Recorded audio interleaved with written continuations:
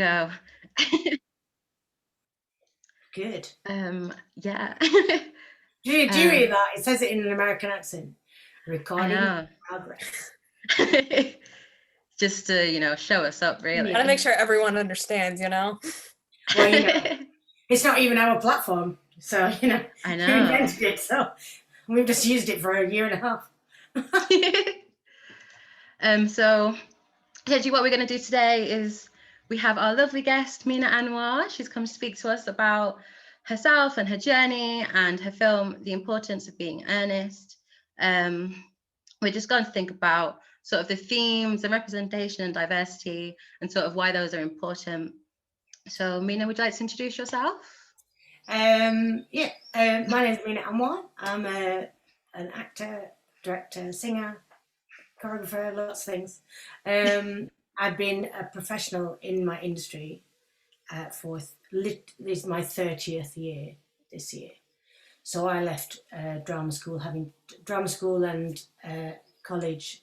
I studied acting, musical theatre, lots of things for 5 years. And then I've been in the industry, literally March 1991 I graduated, and I've been working as a professional actor and directed my first professional play at 50 years old, which was only a couple of years ago. So, and then since then I've made 2 films in lockdown, one of which was Earnest, and I'm just about to direct a new play at Customs House, where I directed a musical and directed and choreographed a musical, which was my first professional directing role. Yeah. And it's very nice. Thanks all for turning up on this balmy evening. Well, it's balmy up here. Up north it's balmy. I think it's raining in places. Yeah. Well, luckily not for you. But yeah, so essentially I think what we're going to do today is to have a nice chat with Mina, talk about sort of progression of how she's got to where she is, this super successful lady. If anybody has any questions, feel free to pop them in the chat box and we will get through them as and when. So my first question for you would be, so you've told me specifically about sort of your first roles of how you got into the industry, but would you like to explain that for everybody else, sort of how you got started, essentially? Yes, well, I studied acting and musical theatre at drama school, and to me, I've been a singer since I was like 3, in terms of singing being my first love, but I studied what I studied is acting, singing, and dance as 3 different disciplines, really, which is how I think about it. And the acting, the storytelling being really important for all of those 3 elements. So when I went to drama school, I went to Mount View in 1998. We did it was almost like 2 conservatoire trainings in one. We did a full classical acting training, which was a lot of Stanislavski and kind of beyond. Our teacher was Russian, and a Grotowski teacher that taught you. So it was a very kind of cerebral way of looking at characters, and then a very physical way from our Grotowski teacher. Studied classical singing. I'm a classically trained singer, and I sing jazz, which to me, jazz is the epitome of telling stories, really, and understanding how the voice works and how it serves you, not only just for singing, but also how your voice serves you for characters, because we don't always look at accents for characters, look at what voice comes to you when you think about characterizations. And dance, and I studied contemporary dance, so I've always been interested in the psychological gestures at which characters behave. So from thinking, emotional connections, and then behavior coming from that, and being able to have a physicality that lends itself to understanding where those emotions, those thoughts, those feelings and emotions are manifested through the physical body. And that's to me is everything. And as I teach now as well, I've been teaching for years, I always look at it in that way, and we can learn, just like in life, we learn a lot about how we store emotions, how we understand feelings and locked things inside, and that's the way to create truth for me as characters. And I look at all of those elements. So I left drama school armed with quite a lot of skills, really. And so I came out of the industry, into the industry, having studied radio as well, radio technique and television technique. So literally I came out with such a wide skill set. I could have gone there for musical theatre, I could have gone over there for plays, I could have gone over there for Chekhov, Shakespeare, modern stuff, new writing. I was really interested in new writing, understanding which stories, where do we go. So when I left drama school, I did my first job was a tour of Hair, the musical, in Europe, which was a big arena tour. And then I came back, having spent quite a bit of time in Germany singing with big bands as well, because I was always singing in bands, and so I was singing big band jazz since I was 16. And then when I came back off tour, did a year or two of children's theatre, TIE it was called then, theatre and education, and also lots and lots of new writing for what would be called then in the kind of early 90s agitprop theatre, that we're looking at how we write narratives for, firstly underrepresented narratives, which was just there then. We think about it now like we've got something new to offer, but actually then in the theatre I could have played any character at all, and I was asked to play a myriad of characters because I was an actor who could learn how to rock up there and say, this is how do I create this human being. I was hardly ever asked, you're Asian, can you play this Asian character? Even though sometimes I'd be in I did a show for Polka years ago that was the Brave Magicians of Bangalore, it was called. It was brilliant. It was this singing, it was music. It was about this woman who could sing and dance, and then she evoked her kind of secret world by singing and dancing, and it had to learn Kathak dancing and sing Indian stuff. And it was a really extraordinary thing. So I came out thinking, I could do that because I've got all them skills. And yet at the same time, it was just enough for them for you to be a brown face to get in that show, because they didn't have anyone who'd been to drama school who had skills. Yeah. So there was me, and then there was quite a few people who didn't have any skills, but they were Asian, and that was enough. And that's, to me, never been good enough. We have to be of the highest quality first. We can't just assume that we're entitled to do anything. And I think it's a strange thing that a lot of the industry was like that at that time, So I did 5 years of theatre, and then I hit the screen in quite a major way in the Thin Blue Line. But I deliberately did that, actually. I deliberately wanted to come out of the drama school and understand what I was like, and my skill set in the industry was very different from being at drama school, being a student. So did that transition sort of change your opinion of sort of where your place was in the industry? Not really. I was saying to someone the other day that I came out of I never in my thinking when I left drama school did I think that anything would preclude me from being an actor, because I trained in so many things. I've never attacked this industry with my colour first. I've come at it with my skill set first. Mm-hmm. And that's always been my way. And I've always tried to look at I never think that we got, for me, and diversity is so different for everybody in this industry. Some people are still sitting inside, what they could have been, what they should have been, what they might have been. If the industry had looked a bit more at your skill set. My friend Daniel York, he is on the Equality Committee, and he always said that if you are white, that you would be asked for what does that person bring? What is their skills? What is their And if you are not, then you are, what colour are they? That is literally, and in a nutshell, and in a very blunt nutshell, that is, it has been like that for a long time. But I just go, no, I don't want to wear that. You know, and having been in the industry where people go, can you do this in an Indian accent? And I go, yes, I can. But why do you want that? Where are they from? Are they born in India? Are they born in Pakistan? What's his name? With the specificity at which I look at characters. I've been doing that since the early 90s, and I've literally, for big telly things, have talked myself out of jobs by going, who is this person? They were talking yesterday, they turn up in episode 9, they sell you a bottle of milk and then they leave. I said, and then they happen to have a hijab on or a scarf on, and then you want that is set in the northeast and they still have an Indian accent. I said, I don't understand.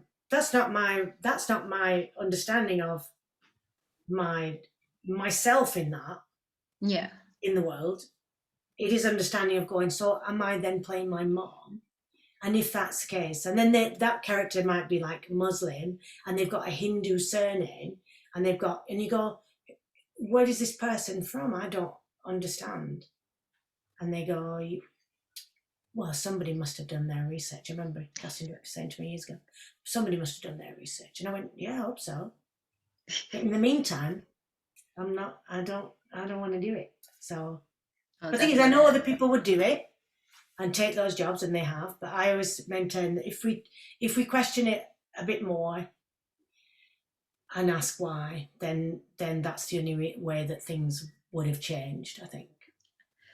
I think that sort of leads us nicely into what my next question was going to be, because obviously we mentioned the importance of being earnest in your adaptation version, and we do have characters in that are sort of South Asian, but they speak with these northern accents, and it's all sort of about that identity. And was that like very much a conscious decision to have that, or that did they just happen to be the best actors for the role? No, I mean, I'm not into positive discrimination. I don't understand. That's just rubbish. So to me, if I was asked to play the Lady Bracknell, I don't know, did everybody see Ernest here? Put your hand up if you saw Ernest. Or no? Okay, so this means I'll introduce this conversation for those of you who haven't watched. So during lockdown, I made 2 films directed, and I directed a version of Importance of Being Earnest. That was a modern, it was a contemporary northern take on the play. And because I was asked to play Lady Bracknell, which is in this version was Ms. Begum, who was a Yorkshire kind of mill-owning mogul, then what's interesting is to then have you have an extended family who are Asian. They might not have been, because actually what's strange, those of you who know Oscar Wilde's play, there's a lot of character in Oscar Wilde that are adopted in that play. So you could have gone anywhere, but I didn't want to go anywhere, because you want to go, I wanted to, you want really great actors, Gurjeet is amazing. I always thought he'd make a good. So what you're doing is trying to make an Asian. So from the writer, Yasmin Khan, it was interesting having conversations about what race and heritage each character would be. Because like Algernon could have been any nationality, but northern or not, because he actually is hiding his northernness in ours. So do you go for northerner, do you go for a Londoner? And he could have gone white, he could have gone black. But actually what Yasmin wrote was the fact that he had a privilege that is explored in the play. So we went for what you would consider to be the easiest demographic of actors, which is white, middle class actors of that age, like late 20s, early 30s. That was actually what was being lampooned, if you like. Mm-hmm. So that was the last character so strangely you would think that would be the easiest character to cast. We cast that last because it was so hard to find someone who could be hide a lot of things, be like a kind of Hugh Grant, but at the same time hide this kind of northernness. And we cast that, literally, we was finding that so difficult to cast. Gurjeet Singh played Ernest. So to me, the fact that you're working on someone who's it's set in the kind of television industry as well, where someone is constantly judged for, and he wasn't judged because of his colour, he was judged actually because of his accent and his northernness. And to me, I'm Northern Asian, and our narratives are long and wide. So we didn't concentrate on the Asianness of it. We concentrate on the class divide as well as everything else. So then him being Northern, and then we wanted, of course, you know, if I'm going to direct a play that set at Huddersfield, I'm going to get great people. And Gurjeet Singh is like, the fact that he never would ever get asked to play Ernest unless it was in a Asian version is really sad, because he's brilliant. That's, to me, is what I was talking about, you know, 30 years ago, when I was asked to be in this Asian version of this Asian version of that. You think, I don't want to be in that. I want to be in just a version if it's interesting. Yeah, exactly. Nikki Patel was in it, who'd never done any, because it was in a kind of modern voice, but it had some Ernest in it as well, some Oscar Wilde. So to me, if you had actors who could do all of that, do the comedy, do that kind of, there was an underlying classical thread through it as well. So they had to kind of understand where we were coming from, the original source material. And also, I mean, if they couldn't do comedy, they weren't in it anyway. So well, it was a very funny movie. I really enjoyed it. And then I asked a lot of my friends to be in it. So like there's two characters who were like the television presenters, and they could have gone anywhere, those. But what was interesting is you're asking about, you know, because I think Yasmin had written certain characters a certain race on purpose because of what she was lampooning in the play, because it was a satire and it was a sitcom. And I was, even before a word had been written, I wanted to make a sitcom because I'd been in sitcoms for 20 years. And to me, the sitcoms I've loved for years, you know, right back from, you know, when you're looking at, you know, Dad's Army to these ensemble pieces that are done, they're the perfect hybrid of theatre and television to me. And I wanted to, because we were going to film it, use the stage in the theatre. But to me, I just thought, well, we don't have to use it in configuration with the auditorium, the audience, because there isn't one. So we'll just use the stage lights, create 3 sets like a sound stage, like you would do if you went to watch a live studio sitcom, and make that, to me, and then put the cameras in there. So not just put the cameras in and film a version that goes right through, like a lot of the theatre stuff was done on Zoom, that was done for streaming during the year. I wanted to make a sitcom, so that required, so I rehearsed it like a play and filmed it like a film, scheduled it, so filmed it over like 4 days. It was a very cool sort of mixed like approach, and you can tell that sort of in certain scenes. Like I know there is one scene where it sort of turns to show the auditorium bit, and I found that really interesting. It was a very cool way of shooting it, and I think a lot of people sort of didn't realize that was an option, I think. Well, you don't think about it, because early in November I made a completely Zoom filmed version of Road with the Manchester School of Theatre third years. So I'd already been asked to direct that in the theatre. So I'd already thought about, you know, and it was going to be completely socially distanced, so the characters weren't going to be able to touch each other anyway. There were certain really strict parameters about not passing each other in the wings, all of that. So I'd already designed the set and thought about how the physical movement of a play like that, if you know the play Road, set in 1987, it's about people who've got nothing, it's about poverty, it's about disenfranchised youth, it's about the elderly people who are forgotten, it's about women who are, you know, discarded. It's about lots of things, and it's set in the north. It's amazing.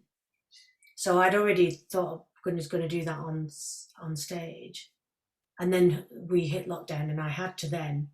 So I was doing rehearsals on here like this. So I just then had to think how it's all going on Zoom. So I made a film on Zoom, and it was like, it's a proper feature-length film.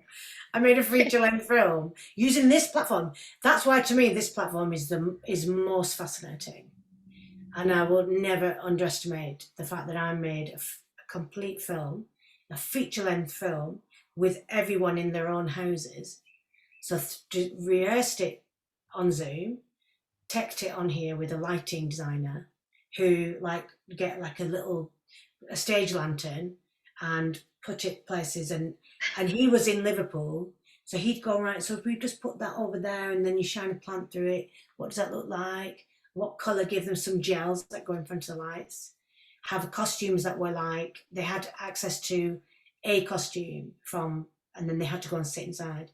But then if two characters were in the same room, and they weren't even anywhere near each other, so I'd do things like connect those two boxes by some means, like have a picture in one, managed to get like two, there's like one room that had like a mirror, so I managed to get the same mirror from like Asda. But because they were in different perspectives, I put that mirror in that other house as well, so it gives you this kind of filmic way of looking at connection. But the fact that the whole film is about the lack. Strangely, the road is all about the lack of connection, the lack of the yearning for connection. And it's extraordinary. It got like 5 stars. You know, people saying how extraordinary that you, so I created a kind of language of understanding how to connect with this, the lens, you know, people passing pens to each other through the lens. And then grabbing them, and you know, and you go, oh God, they just passed a cup to each other, you know, and I didn't even think that they're like in different boxes or not anywhere near each other lived. It's a very sad that Samuel French unfortunately didn't give us full right to that, because they just thought student film, no one's going to be making anything interesting, so they gave us like 3 days, and yeah, it got like 5 stars, and then it ended with Miriam Margolyes talking to Louis Theroux about it on the radio, and then you go, give us an extension, then let somebody watch it.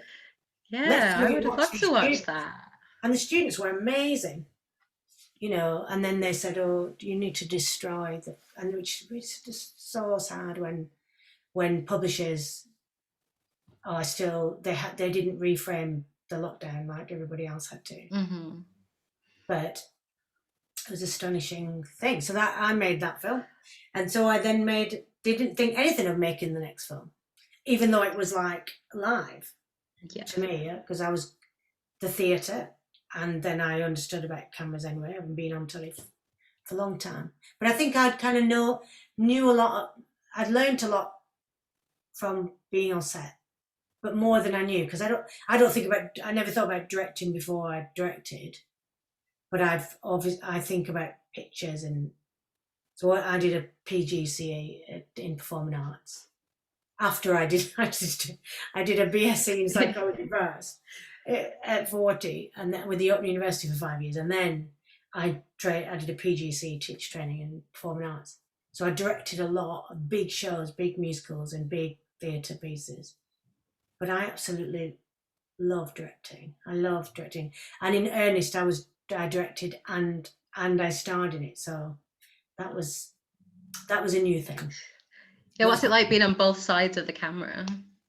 Well, thing is, you I don't know really. You just kind of get, because acting, because I've been doing it so long, it's a kind of second nature. You do a lot of work in your head anyway, and that character I knew because I'd worked on the dramaturgy of it and the script editing with Yasmin. So, but I knew what I wanted to make. So I storyboarded the whole thing and did a shot list, and understood even for my character, I understood what energy that character came in, how that would look, what the movement of the script camera would be, the movement of the person, the movement of the camera. and then my first AD would then keep an eye on it. But it's like these things where when I teach acting, it's not only about teaching. I don't teach acting. You can't teach anyone to act, but I teach how to get people to think like an actor, but also to understand how discerning they are when they watch themselves back. Because everything now is on Zoom, and you have to do self-tapes, even though we've been doing that for years. But now everything is a self-tape. So therefore, if you're doing a self-tape, when do you know that you've done a good tape?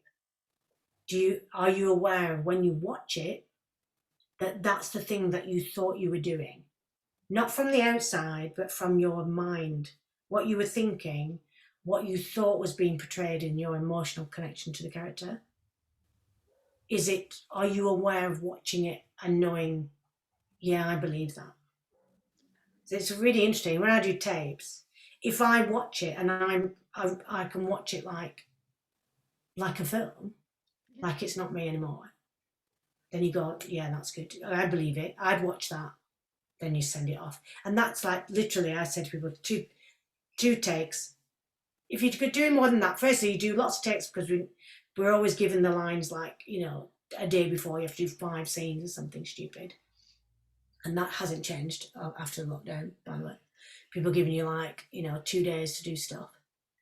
But what has kind of is just, it's just having a bit of faith in it's like kind of letting go, really. It's the opposite of what we think we're doing. We think we're getting a job, but we're not. We're just doing our work. It's like Bryan Cranston. Everyone watched any of these kind of actor studio things, wonderful things that were on for years. Interviews with great actors. And he always said, when you get asked to do a part, it's not your job yet, but it is an opportunity for you to do your work. And then when you do the tape or you go and do it, have an interview, it's still not your job yet. And then when you get a recall, it's still not your gig. But you've just got another chance to show someone how, your tools, what you do. So there's 2 things going on. One is your ability to pick the text up, do something interesting, not be self-conscious. And the other thing is your ability to have nerves of steel at every stage, because suddenly you go, oh my God, a recall. That must mean I've got that gig. And you go, no, you haven't got it yet. You've just got another stage. And then it gets hard. I was talking to a girl the other day, a young girl, who said that she'd got down to the last 3 for something. And how do you deal with it? I said, well, you just do something else.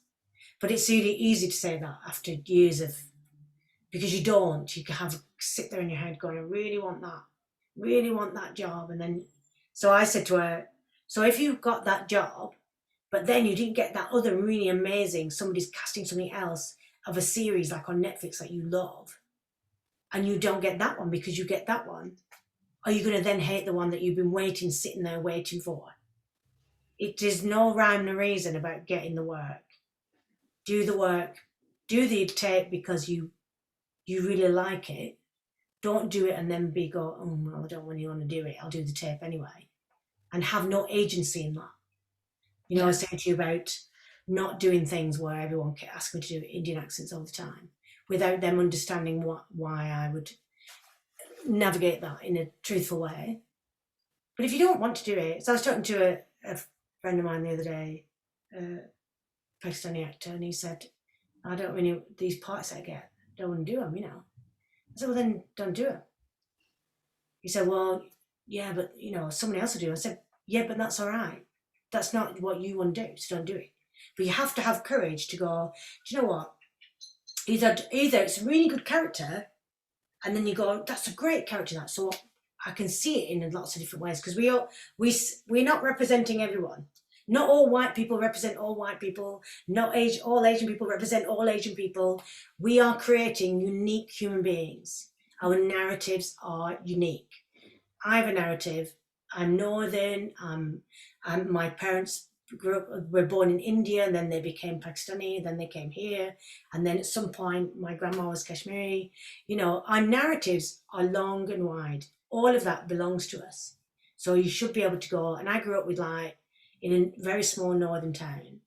My narrative is unique. What I choose to explore is unique. So if somebody said, "Can you do this Asian woman in an Indian accent and wear a sari?" I go, "Why? What am I doing? Who is that?" So, and then the daughter has like a thick, like northern accent, and you go, "So why have I, at my age, doing a thick Indian accent when I was born here? So is somebody my age still being portrayed like my mum's generation? I don't want to do that anymore. I've never done it. You know, I'm 52 this year, and I know I'm looking at how we are being discarded or not even represented in the narrative. You know, second generation, I'm second generation, third and fourth generation is still being portrayed as first, second, third generation. That's a really subtle thing, and it's a really important distinction. Yeah. That I'm not still being asked to play my mom, because I'm not my mom, and I'm not got the connection to the homeland. And yet, if I played someone my mom's generation, it was like I have played that. I've played a woman who came all the way from Bangladesh, and she came here. She was first generation in the 80s. I played a woman like that for Kay Mello in a film. It was really interesting because that is interesting how the migration of those people. Then I'm playing a first generation woman, but it's set in the 80s. It's set specifically, but you get asked to do it just randomly, general. You know, and these for like quite big things, really. You know, I mean, a few years back, I was asked to do that I was asked to do that again for Kay Mello. Kay Mello she's really interesting. I've worked with her on screen a few times, but every single time she says, so I played that for her with Sue Johnson, which was really interesting. So I played it like a woman who spoke. She could hardly speak English. She came over. She was first generation. And then years later, she asked me to play this other character that had a Leeds. Her daughter was from Leeds. She's from Leeds. Can you do it in an Indian accent? I went, why? Why would I do that in an Indian accent when she's born here? And she said, oh, and Nushi Shaheen Khan played the other kind of friend in there. She ended up wearing a salwar kameez. I just said, that's not my narrative. Maybe I could play her like this narrative. I know you don't get it, but these people exist. So I said, maybe she's like, she works as a therapist, you know, she's just second generation. She doesn't wear stuff until it's like proper, like Eid or something. And that is like part of how I understand it. I don't wear stuff all the time. I work for a special, but I had to literally sit and have a really good creative argument about why our representation can change. And you can have Muslim women on screen or on stage. You could have 3 different types of Muslim women, like when I was in Jamie, and each one of them is represented completely differently because that actually exists in the world. So in Jamie, I would play this woman who sang rock. She had a leather jacket on. You know, she was like, she's set northern. That's where she was. Her whole experience of life was completely unique. And there was a hijabi woman on stage who was like one of the school kids, and there was another girl. And yet the paper said, isn't it great that you've got these 2 Muslim? And I went, no, there's 3. One is me, and there's 2 others. The 2 others with the hijabs on, you might understand, but there's 3. So yeah. But it's all about, I don't know, still having conversations about it like 30 years later. But the conversations are different. They're different for me though, because I think I understand them differently, I think now.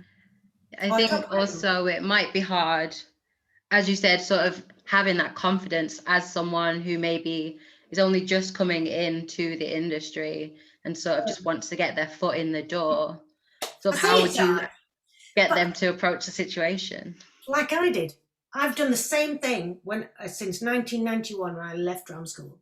I have had the same conversations because I didn't come in this industry to be sidelined into first into all Asian things all the time, you know. And on telly, it was like you get the friend part, or you, in fact, you know, after a while, because Thin Blue Line was like extraordinary. You know, I played the lead in a sitcom. There wasn't an Asian Northerner in a sitcom. Ben Elton fell off his chair when he heard my accent. He couldn't. He just went, bloody hell! Didn't know he spoke like that. Well, that's hilarious. And then, you know, next thing you know, oh, you're having a conversation about how you could. Oh, I really like it when you say those words in a northern accent. There was absolutely nothing to do with. He wanted to have representation. So Rudy Walker was in it. He wanted to. But then each of the characters, like Goody, who was in the Thin Blue Line, that was, you know, they went quite a few ways with them, looking at who would play those parts. You know, there was a black actor up for that. There was another older actor up for that. Different things. But I think when it came to my character, I think they wanted to represent what Ben knew about the police force and people that he knew. So, you know, but he didn't realise that he'd even get anywhere near having an Asian woman with a thick northern accent who had watched his work since she was like 11 and understood his comedy. Like, I mean, to me, that's the rhythm of his comedy. I just got it because I'd watched him since I was like 11 years old. So it was really interesting. But I just said, you've just got to, what's the point of not being authentic? Yeah. What is the point of sitting in your creative life if you don't have anything to say? Or what is it you want to do? Would you rather spend a life in the theatre, which is great? I mean, I've played so many different parts in the theatre, than wanting this thing on the screen that is, and we get it, we get some interesting parts, you know. Some people could write you 2 lines in something and be extraordinary. But then somebody could also go, do you know what, can you just play this best friend part? And you go, yeah, but that's the same again. Is it the same character again I'm playing? And also not just because it's an the Asian part, the non-white part. There's a lot of that as well. So in the year before last, I was sent 3 versions of the Christmas Carol. And in each one, there was one character that was the Asian or black part. And it was the same character in each version. And the only reason why I knew it is because I was sent all 3 versions. And you just go, are you kidding? In each of these, you have only allocated one part for someone who is not white, a woman, my age. And you just go, but why can't I play these other parts? Why are you doing this? Why at that point, it just sort of feels like tick boxes, doesn't it? It's box ticking. Yeah, I've got it. Yeah. And they do it the same, you know, Curious Instant did the same, that the same character was then played by the same person. But even like in musical theatre, it's interesting because, you know, in one way there's that, but in the other side is, like in Jamie, I played the Lee, as she was in Sheffield, and I got that part because I sing, dance and act. Otherwise it was always going to go to a white woman because that's who it's based on. And so I rocked up and said, well, why can't I play this part? Because I'm northern, I know these women, I'm the right age, I sing, I dance, why can't I do it? And then they have to really think about that. How is it, who's telling the stories? Which narrative? You know, is it, because none of it's based on real people anymore, because the real Jamie was from Darlington, so, and now it's set in Sheffield, so none of the people actually are real. So why don't we represent the community that live in that little small northern town, of which I happen to understand them, you know.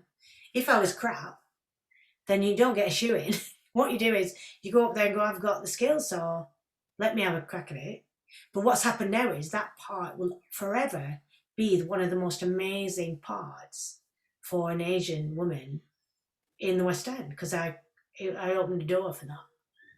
And then if they get a different Jamie, like they've had different races of Jamie, and they will at some point get a different races of Ray, like they will with Margaret at some point, they will get, you know, a black Jamie and have a black Margaret, or, you know, it's really fun. that's what stories are about. You should be able to play the narrative and the truth, not just the stereotype character. Oh, definitely. So whilst you were speaking, I asked the chat whether they have any questions. So we've got a few come in. We have about 20 minutes left, so we're gonna try and get through all of them. That's me talking. Stop me from talking. First one is: did the discerning approach to taking racially diverse roles ever mean you struggled to find work because directors just wanted general representation? That's from Jamie. No, like I said, because if I don't want to take a job, I'd just do something else. So I do a play, but if I didn't get it on the screen, but then there were some really interesting parts on the screen that were, it's like I was in Happy Valley, and Sally writes amazing parts, but she writes an amazing part in like half a page, and she goes, would you like to play this? So it's not about size of role, but it's about, I'd literally walk in a room and go, that's been done, or what is this character for? And then they'd end up either cutting that role, which is great, but then I go, oh, they cut that role, but then I just go and have to do some theatre, or do something else really, or or clean houses. I'd rather. I always maintain that if I can't tell other people to watch my work, if I can't bring myself to invite someone to the theatre because I'm in it, for whatever reason, whether it's a great story or I'm in it for like on Doctor Who, I died in the first 5 minutes. If I can't tell someone to watch my work, I'm not going to be in that show. I just won't do it. My body just goes, you can't. What are you doing? Why do you want to even do that? And thankfully I have an agent who thinks the same, and you go, oh yeah, but that's, and then you go, do you know what? Let's have a think about what that is. What are you playing? What are you representing? But to be honest, I don't get it. I put such a unique twist on them that it completely comes away from what it was. A little bit like Life of Pi. I'm off to the West End at the end of this year doing Life of Pi, which thankfully is opening AM, which we did in Sheffield, didn't. But that's fascinating because I know I'm talking a lot about the theatre, but the theatre is the groundwork really. And if we had as much courage, or if television had as much diversity as theatre has, and I'm not talking just West End, because West End sometimes doesn't, but regional theatre. But your skill set is everything. Your ability to articulate what is it that why you're in the industry, what you want, is part of our artistry. Yeah, I think. Very nice way to end that one. Nice little soundbite there. So I'll move on to the next question from Emily, which is: huge fan of when you were in the Sarah Jane Adventure series as Varney's mum. I hope it's okay to ask the question, but was the role challenging and enjoyable? It was. I'm a huge Doctor Who fan anyway. When I got asked, Elizabeth Sladen was my companion because Tom Baker was my doctor when I grew up. So just to get that, just to do anything science fiction, to me, science fiction, when you're doing green screen work, because a lot of green screen, is the best. It's like literally like being like in the biggest playground.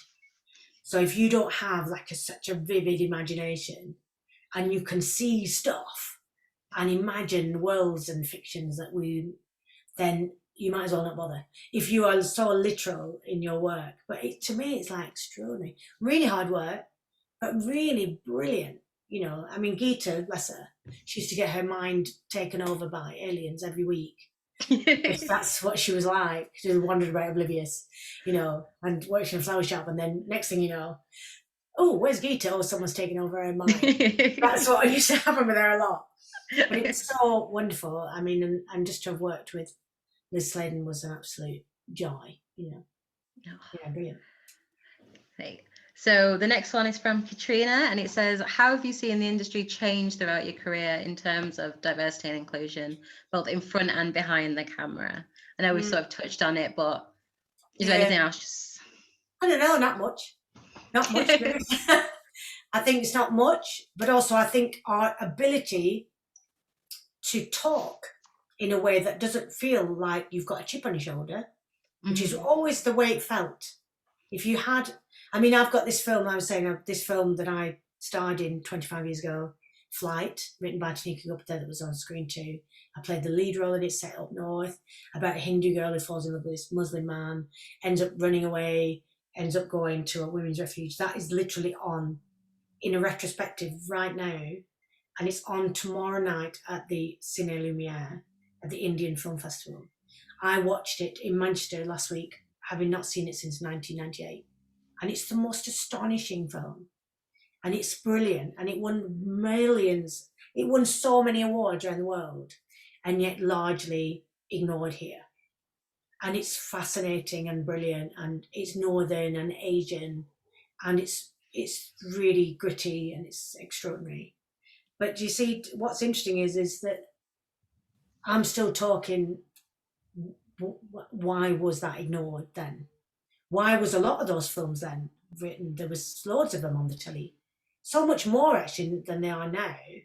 And people playing narratives, like there was one about an Asian like country band that was called Wild West. That was been on in the retrospective. There was one about a girl group. There was one Mira Cial wrote called Sister Wife that was really interesting about, you know, husbands being able to have two wives. But they were just ignored. Now they'd be up for like awards because they're brilliant. And the scores, Nitin Sawhney did the score for this, it was his first.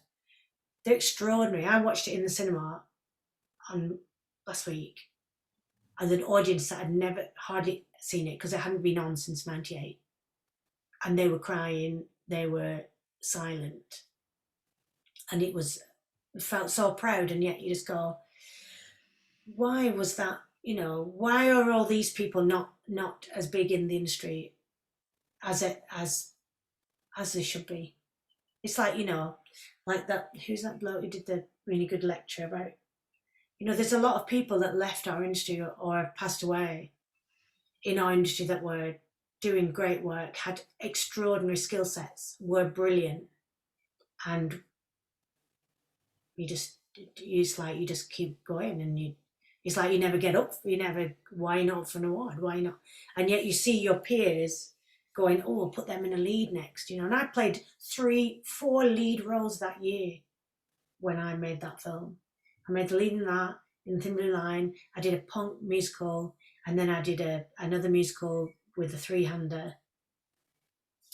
And yet there's not really any kind of, oh my God, they must go like up there now, Stella, there must be Stella, you've made it. There's never been that. And yet in one way I never look through that lens, because I want to be an actor, and I want to tell stories, and now I'm a director as well. So I will continue to be a champion for just doing the thing, and keep having the conversations though, that you do something authentic that makes you feel proud, even if you have to fight for it. And fight for it, who cares? You know, whose sensibilities are we trying to save? Nobody's. True. Because we've got so much to offer. If we had absolutely bugger all to offer, sorry, recording. If we had nothing to offer, then you can't have the conversation. If you've thought about it deeply and you want to, like I remember a couple of years back, I was asked to play a Trinidadian character in the Crucible, right? And so in the Crucible, this character is black. They asked me to audition, and I went, what, why, how can I do this? So I researched that character because it's based on real people.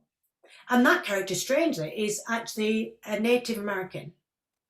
And she talks about going back to the homeland because it is possible that her husband was from there and she was never from there.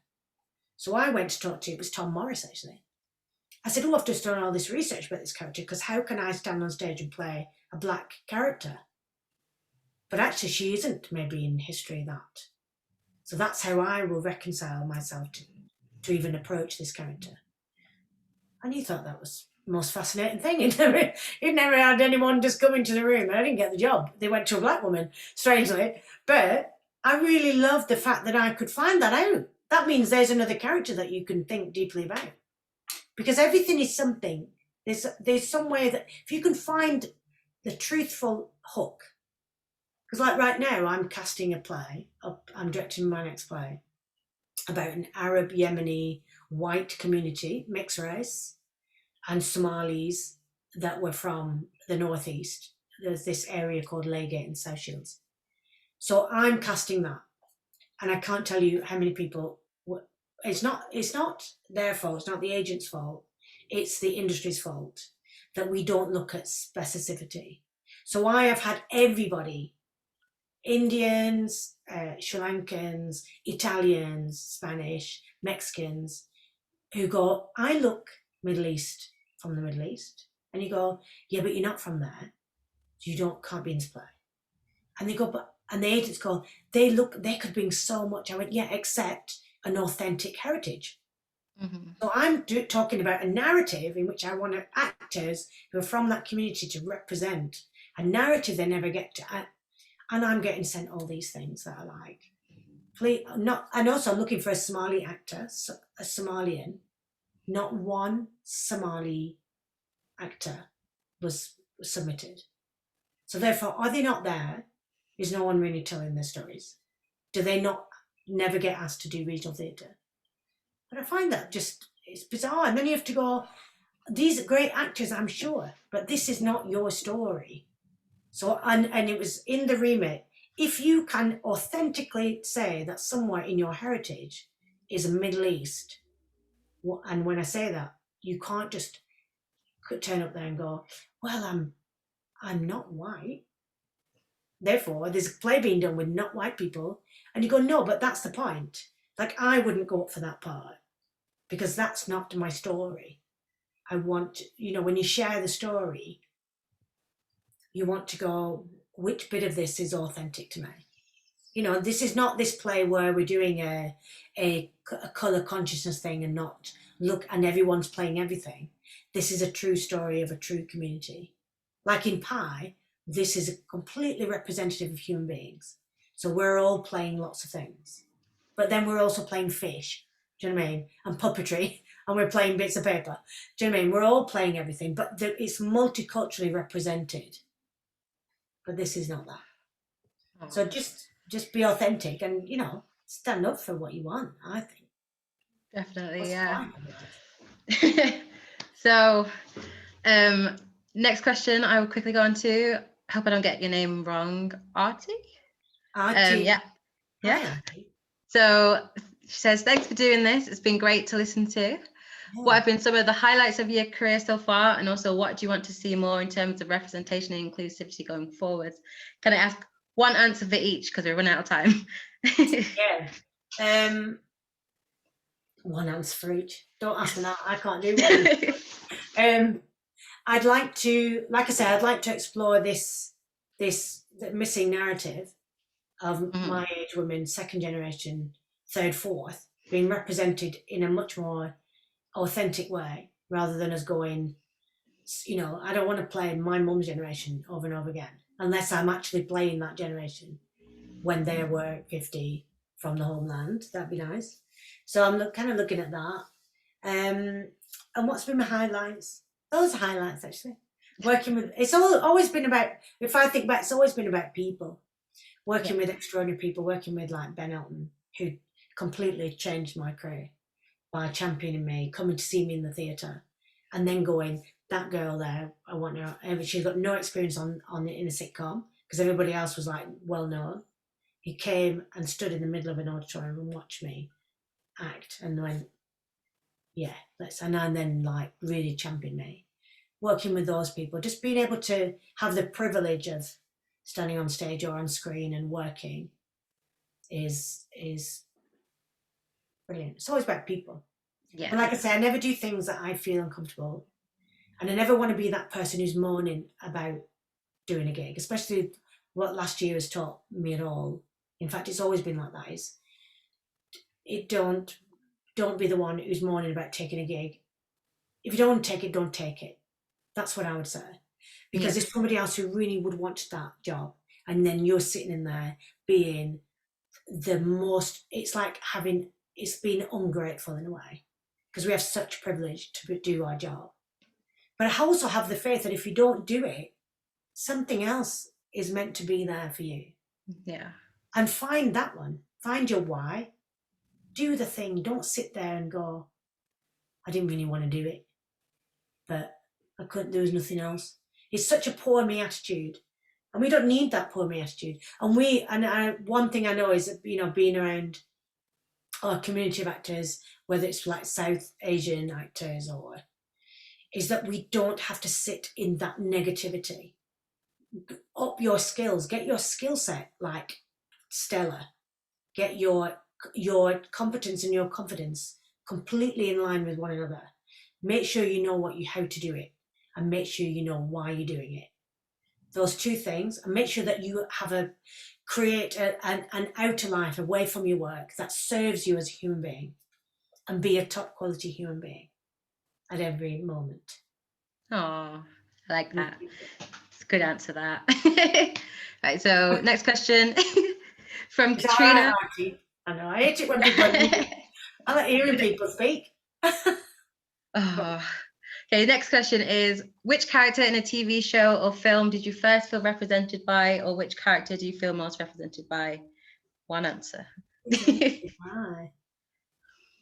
any. I think Thin Blue Line was quite particularly brilliant, because I'm so northern. I was born in a small town, and I actually think this film that I'm to keep talking about, that's now in retrospective, was one of the, because it was set in my hometown as well. It was about an Asian, even though my family Muslim and that girl was a Hindu. I think that there was so much in that role that I understood. And apart from being completely surrounded by where I grew up and surrounded by communities like that, you know, patriarchal attitudes to Asian women, you know, people who, you know, I knew a lot of women that had run away from home and having to have, I mean, there was a woman in the auditorium just the other day. I mean, she's my age now. She completely broke down and said, that's my life. That was my life growing up. And I think if I'd been able to have conversations about it, it was on at the London Film Festival when it was on, but we didn't have these conversations about women, about how empowered we are, that, you know, 25 years ago. So that to me was, I felt like I could really bring a unique myself to that, even though it's not about me. It was just gliding through truth after truth after truth about what I understood about life. That's great. It's a shame we can't see it a little bit. True, but maybe one day. Yeah. And then last question is, have you anything to say about diversity in the industry in non-acting roles? Non-acting roles? Yeah, there needs to be more. I'm the first Asian director that's ever worked at the two films I made in lockdown. I was the first Asian female director to work at both of those places. And it's 2020. So when I was at the Manchester School of Theatre, I was the first Asian director, first lead to ever work there, female as well. And at Huddersfield Theatre. And I don't know about the Dukes, even though the Dukes, because I mean, I don't know whether that's correct. So that to me is probably a good chance, yeah. Is a shift of some kind where people are going, wow, where are we looking? And I'm really glad I'm here now doing it, because I think I've got probably more, I know more now than I did maybe, you know, everything in its time. But I think, you know, it's just that thing of going, what is this role? Why do we change it? Why do we change the narrative? And I still think that a lot of kind of non-white roles are still the same, you know, a lot of the time. But some of them are not. Some of them are generic, but some of them aren't. But also, I also don't think it's just even a diversity. It's a diversity in terms of age. being precluded from certain things. Being a first-time theatre maker, I'm working with a first-time theatre maker. She's 65 years old. She's first-time theatre maker. She's not 12, 20, 30, not in this bracket, 25 to 35, early careers. She's 65. She's extraordinary. She's lived her life. So all of these jobs where you go screenwriting for, 25 to 35, she's not even in the thing. And yet, I'm going to put her play on, you know. Somebody has to give us a chance, or we just write our own. I don't know. Definitely, Just keep yeah. banging away. If it's worth it, bang away. If not, someone else. We will Bang be it the leaders of the generation. Yes. Play your dream catcher with pride. That's it. Yeah. Okie doke. Well, that was lovely. I wish we could talk more. I'm Yeah. sure you have plenty more to say, but we do have to sort of wrap it up. Thank you, everybody, for coming. Yeah, thank you so much. And if you're around in the London, London, Big Smoke, come and see Life of Pi, which is my next thing. Or if you're from the northeast, come and see Our Legate, this play I'm directing, brand new play about Arabs and Somalis, and amazing. Or come down, it starts in November, Life of Pi. I'm only in for 6 months, so don't turn up like the end of the year and go, why should I in it anymore? Of course. So I do have to ask, we have this form that if anyone could fill out who's attended, just so that we can go back to our funders. We do these sessions thanks to Film Hub North. So if that would just let them know, who's attended, things like that.